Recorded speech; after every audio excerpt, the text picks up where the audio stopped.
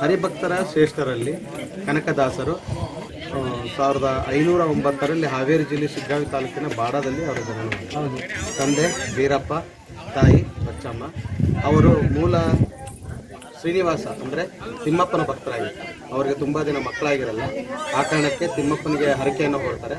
ಆ ಸಮಯದಲ್ಲಿ ಕನಕದಾಸರ ಒಂದು ಜನನವಾಗ್ತದೆ. ಅವರ ಮೊದಲ ಹೆಸರು ತಿಮ್ಮಪ್ಪ. ವಿಜಯನಗರ ಸಾಮ್ರಾಜ್ಯದ ಪ್ರಾಂತ್ಯದಲ್ಲಿ ಅವನ ಒಂದು ಉಪವಿಭಾಗದ ಪ್ರಾಂತ್ಯ ಬಂಕಾಪುರ ಆಗಿತ್ತಲ್ಲ. ಇದು ಬಂಕಾಪುರ ಇನ್ನೊಂದು ಏನಪ್ಪ ಅಂತಂದರೆ ಸಶಸ್ತ್ರ ಪಡೆಗಳ ಸಂಗ್ರಹಣಾಗಾರ ಅಂತೇಳಿ ಕರಿತಿದ್ರು. ಸಶಸ್ತ್ರ ಪಡೆಗಳ ಸಂಗ್ರಹಣಾಗಾರವಾಗಿ ಇಲ್ಲಿ ಶೇಖರಣೆ ಮಾಡಿಟ್ಟಿದ್ರು. ಅವಾಗ ಕನಕದಾಸರು ಇನ್ನೊಂದು ಆ್ಯಕ್ಚುಲಿ ಹೇಳ್ಬೇಕಂತಂದರೆ ಏನು ತನ್ನ ಸಾಹಿತ್ಯದಲ್ಲಿ ಹೇಗೆ ತೊಡಗಿಸ್ಕೊಂಡಿದ್ದಾರೆ, ಅವರು ಹೇಗೆ ಸಾಹಿತ್ಯ ಕ್ಷೇತ್ರದಲ್ಲಿ ತಮ್ಮ ಸಾಧನೆಯನ್ನು ಮಾಡಿದ್ದಾರೆ, ಅವರೊಬ್ಬ ಕೀರ್ತನೆಕಾರರಾಗಿದ್ದಾರೆ ಅನ್ನೋದಕ್ಕಿಂತ ಮುಂಚಿತವಾಗಿ ಅವರು ಮೊದಲು ತನ್ನ ಪ್ರಾಂತ್ಯದಲ್ಲಿ ತನ್ನ ತಂದೆ ತೀರಿಕೊಂಡ ನಂತರ ತನ್ನ ತಂದೆ ವೀರನಂತೆ ಧೀರನಂತೆ ಶೂರನಂತೆ ಕುದುರೆಯನ್ನು ಏರಿ ಯುದ್ಧ ಮಾಡಿರುವುದು ಹಿಂದೆ ಹಲವಾರು ಪುಸ್ತಕಗಳಲ್ಲಿ ತಿಳಿದು ಬರ್ತದೆ. ಮುಂದುವರೆದ ಭಾಗದಲ್ಲಿ ನೋಡೋದಾದ್ರೆ ಅವರು ಒಂದು ಯುದ್ಧದಲ್ಲಿ ಆ ಸಾವು ನೋವುಗಳನ್ನು ಕಂಡು ಆ ಯುದ್ಧದ ವಿಚಾರಗಳಿಂದ ದೂರ ಉಳಿತಾರೆ.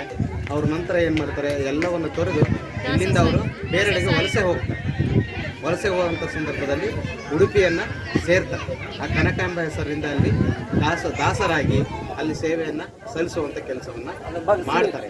ಸೇವೆಯನ್ನು ಸಲ್ಲಿಸಿದ ಭಕ್ತನ ಶ್ರೀಕೃಷ್ಣ ಪರಮಾತ್ಮನನ್ನು ಅನಿಸಿಕೊಳ್ಳುವಂಥ ಕೀರ್ತನೆಗಳ ಮೂಲಕ ತನ್ನ ಭಕ್ತಿಯ ಮೂಲಕ ಆ ಶ್ರೀಕೃಷ್ಣ ಪರಮಾತ್ಮನನ್ನು ಅನಿಸಿಕೊಂಡಿರುವುದು ಈ ಕಾಗಿನಲ್ಲೇ ಆದಿಕೇಶವನ ಪ್ರಿಯರಾದಂಥ ಶ್ರೀಭಕ್ತ ಕನಕದಾಸರು ಶ್ರೇಷ್ಠರು ಅಂತೇಳಿ ನಾನು ತಿಳಿದಿದ್ದೇನೆ.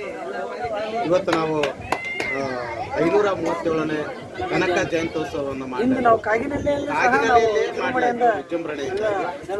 ಸುಮಾರು ಈ ಈಗಿನ ಕನಕ ಪೀಠಾಧೀಶ್ವರರಾದಂಥ ನಿರಂಜನಾನಂದಪುರಿ ಮಹಾಸ್ವಾಮೀಜಿಗಳ ಅಧ್ಯಕ್ಷತೆಯಲ್ಲಿ ನಾವು ಇವತ್ತು ಈಗಿನ ಸುಮಾರು 8 ಸ್ಕೂಲ್ಗಳ ಮೂಲಕ ನಮ್ಮ ಶ್ರೀ ಅಕ್ಕಪಕ್ಕ ಪದವಿಪೂರ್ವ ಕಾಲೇಜ್ ಆಗಲಿ, ಶ್ರೀ ಕನಕ ಪ್ರಾಥಮಿಕ ಸ್ಕೂಲ್ ಆಗಲಿ, ಶ್ರೀ ಕನಕ ವಾಣಿಜ್ಯ ಮತ್ತು ವಿಜ್ಞಾನ ಸ್ಕೂಲ್ ಆಗಿರಲಿ, ಚಂದ್ರಗುಪ್ತಮ್ಮವರೇ ಪಬ್ಲಿಕ್ ಸ್ಕೂಲ್ ಆಗಿರಲಿ, ಮತ್ತು ಏಳುಕೋಟಿ ರೆಸಿಡೆನ್ಸಿಯಲ್ ಸ್ಕೂಲ್ ಆಗಿರಲಿ, ಹಾಗೆ ಕುರುಗಾಯಿ ಸಂಚಾರಿ ಕುರುಗಾಯರ ವಸತಿ ಶಾಲೆ ವಿಜಯೇಶ್ವರಿ ಶಿಕಾರಿಪುರ ಆಗಿರಲಿ, ಮತ್ತು ಹೊಸದುರ್ಗ ಕನಕ ಸ್ಕೂಲ್ ಆಗಿರಲಿ, ಈ ಎಲ್ಲ ಸ್ಕೂಲ್ಗಳಿಂದ ನಾವು ಇವತ್ತು ಸಾಂಸ್ಕೃತಿಕ ಕಾರ್ಯಕ್ರಮ ನೀಡುವುದರ ಮೂಲಕ 537ನೇ ಕನಕ ಜಯಂತ್ಯೋತ್ಸವವನ್ನು ಅತಿ ವಿಜೃಂಭಣೆಯಿಂದ ಮಕ್ಕಳ ಲವಲವಿಕೆಯಿಂದ ಯಶಸ್ವಿಗೊಳಿಸಿರುವುದು ತುಂಬ ಖುಷಿಕರವಾಗಿದೆ. ಇದೇ ರೀತಿ ಎಲ್ಲ ನಮ್ಮ ಸುತ್ತಮುತ್ತಲಿರುವಂಥ ಭಕ್ತ ಸಮೂಹವು ಸಹ ಇವತ್ತು ಭಾಗವಹಿಸಿ ಶ್ರೀ ಭಕ್ತನನ್ನು ಆಶೀರ್ವಾದ ಪಡೆದು, ಸ್ವಾಮೀಜಿಗಳ ಆಶೀರ್ವಾದ ಪಡೆದು